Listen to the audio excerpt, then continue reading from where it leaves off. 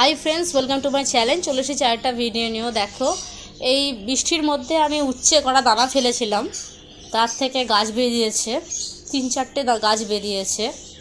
তো এই গাছটা দেখো, গ্রোথ দেখো, পাতাগুলো যথেষ্ট বড় বড়।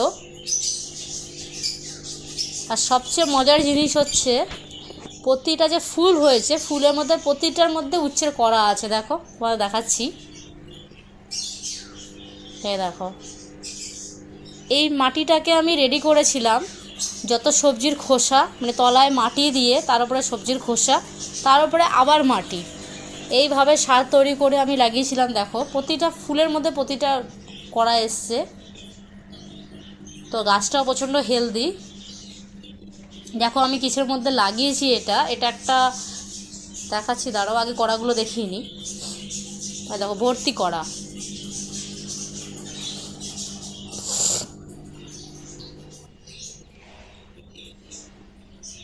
মানে বেশি বড় নয়, বেশি বড় হয়নি গাছটা, কিন্তু প্রচুর পরিমাণে কড়া এসেছে। পাতা দেখলে বুঝতে পারবে গাছের কতটা সুন্দর গ্রোথ।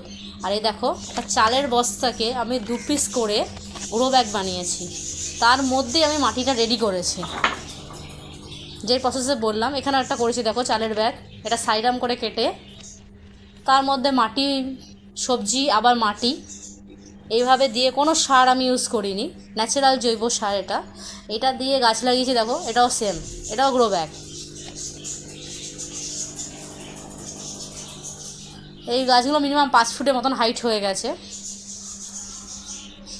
তবে ন্যাচারালভাবে করলেও গাছ করা যায়, সবসময় সার ইউজ করাটাও ঠিক নয়।